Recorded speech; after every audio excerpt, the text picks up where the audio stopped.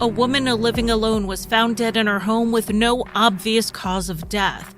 Circumstances indicate a homicide, but the case has remained unsolved for more than 8 years. I'm Charlie, and welcome to Crime Lines.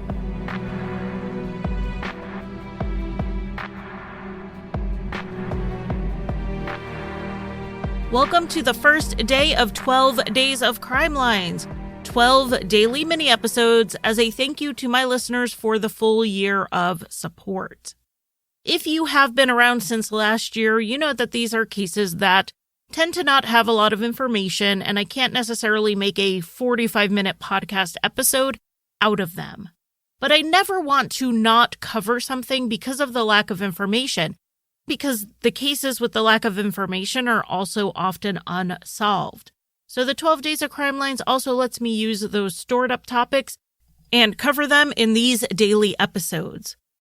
I do want to thank Annie for her research help on this one. This was one of the early cases she had researched for me for the Missing and Murdered Indigenous Women episodes back in 2020. But I have since learned that the victim did not have any Indigenous ancestry, and she had been placed on an MMIW list erroneously. But it is an unsolved case that needs more eyes on it because there appears to be no motive, and even the cause of death is a question mark. But surely someone out there knows something.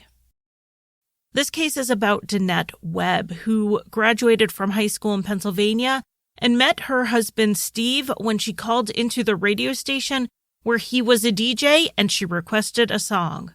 The two realized that they shared the same last name already, which I guess made things easy when they got married.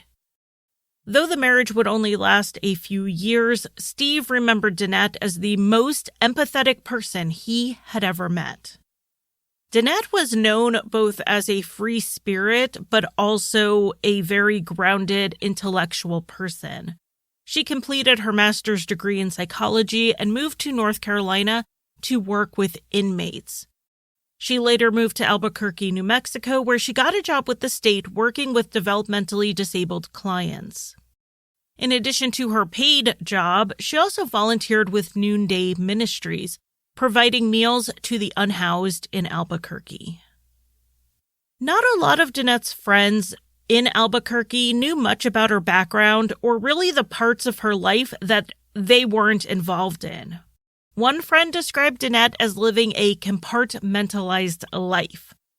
While there is absolutely nothing wrong with that, and being a private person is certainly not unusual, in a case where someone is killed and the police want to look at those who know her, well, it can be a little limiting.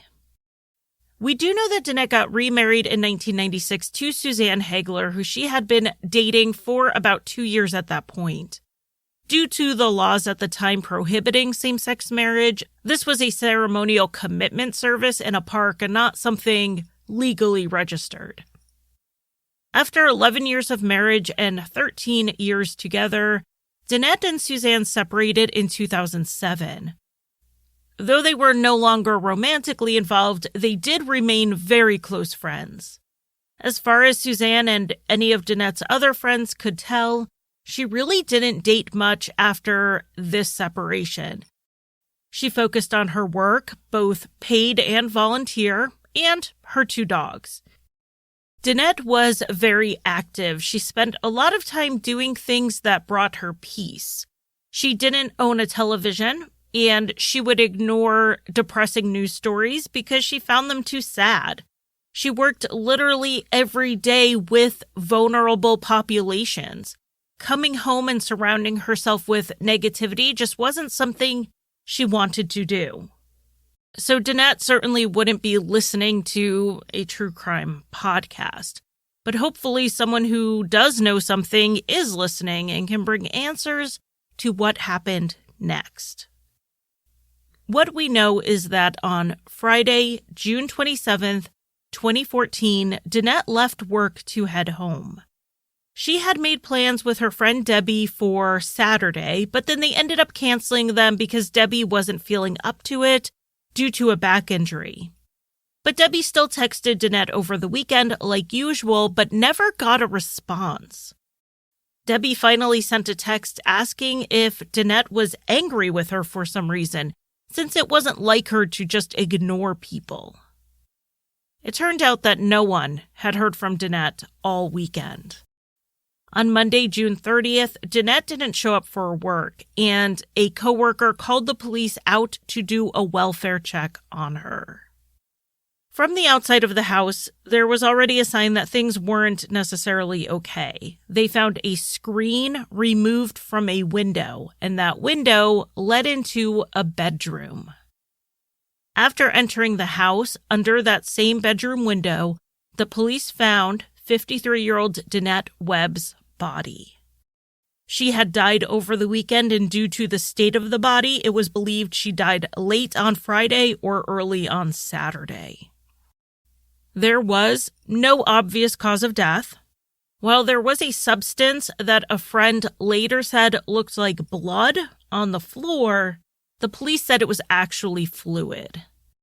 Though the investigators could not tell her cause of death at the scene, they did believe this was a homicide because Danette was found nude, bound at the hands and ankles, and had duct tape over her mouth. There were also signs of a struggle in the home, particularly in the kitchen. A planter was overturned and a mirror was turned around. Danette's 2 dogs were in the house, but someone had locked them in a different room. Animal control came to take them and treat them for the weekend of neglect. Knowing how much Danette loved her dogs, friends and neighbors worked really hard to try to find them homes so they didn't spend too much time in the shelter. Though the police responding to the scene couldn't determine the cause of death, they were really hopeful that ME would have more answers for them. But unfortunately, he didn't. The autopsy did show signs of an assault. Danette had scrapes and cuts along with 2 broken ribs. However, none of these would have been fatal. It was possible she had been strangled. There were no obvious signs, but neck trauma can be obscured after a few days of decomposition. Another possibility was asphyxiation. There was just not enough evidence to determine it for sure. Without a cause of death, the ME's office decided they couldn't rule on manner of death either. So the ME classified the cause of death and manner of death as undetermined. The Albuquerque police, however, decided to investigate this as a homicide due to the totality of the circumstances, which I think makes a lot of sense figuring Danette was found bound and gagged with duct tape. It seems unlikely the manner was accident, suicide, or natural. Unless maybe Danette had a heart attack while she was being attacked. It looked on the whole like a third party was involved here. The investigators on this case have been incredibly tight-lipped. Pretty much all we know came from people coming forward to the media, like Danette's next-door neighbor, Evelyn. In the days leading up to Danette's death, she didn't hear or see anything strange. She said that if there had been someone coming or going or creeping around, that person would have set off her dogs and Danette's dogs. One night over the weekend, she did hear what she thought was a scream, but her husband, who also heard it, thought it was just a cat howling, so they ignored it. Other information given through Danette's friends to the media do give us a few more details, but it's not clear how these pieces fit. One thing was that Danette's furnace had been tampered with in some way. It's not clear what that means or why it was messed with, because it wasn't like gases were spilling out. The police also found a significant amount of cash in a lockbox, $3,000, and it was untouched. However, it was hidden in the freezer, so it's possible Danette's killer didn't even know it was there. That said, Danette's purse, with $200 in cash and credit cards in it, was also not touched, so robbery was clearly not the motive.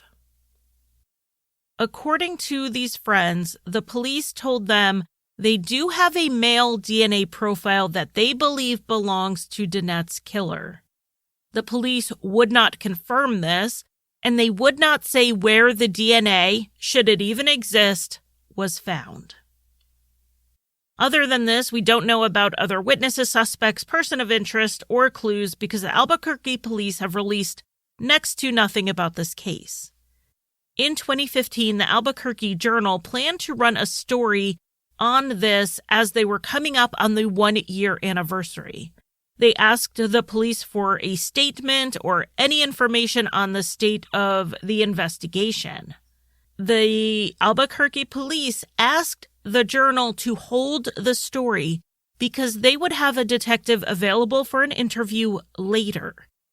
They expected developments in the case in the very near future. Thinking there would be more information to publish in a week or two, the paper decided to wait on the article. But then the information, the new developments, and the promised interview with the detective never materialized. So the paper went ahead and ran the story towards the end of July.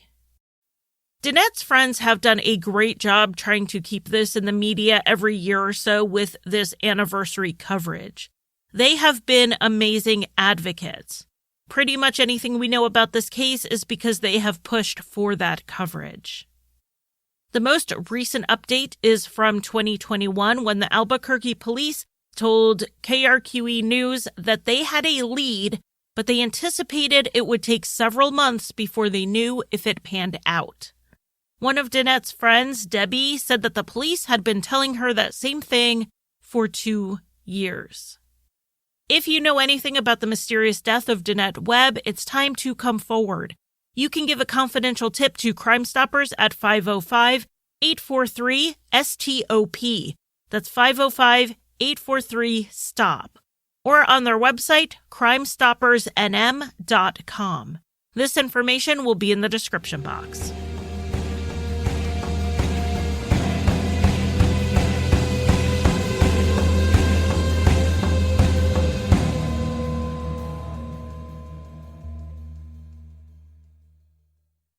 You love podcasts, the stories, the laughs, the unexpected turns. But when this episode ends, the silence starts. Not anymore. Audiobooks.com turns that silence into your next great adventure. With over 450,000 titles, from bestsellers to hidden gems, your love for listening just found its new best friend. And because you already know the joy of audio, we're giving you 3 free audiobooks to start your journey. Imagine your favorite podcast, now with unlimited episodes. That's audiobooks.com. Keep the story going. Sign up for your free trial at audiobooks.com/podcastfree today. Because for podcast lovers like you, the end of an episode is just the beginning. That's audiobooks.com/podcastfree.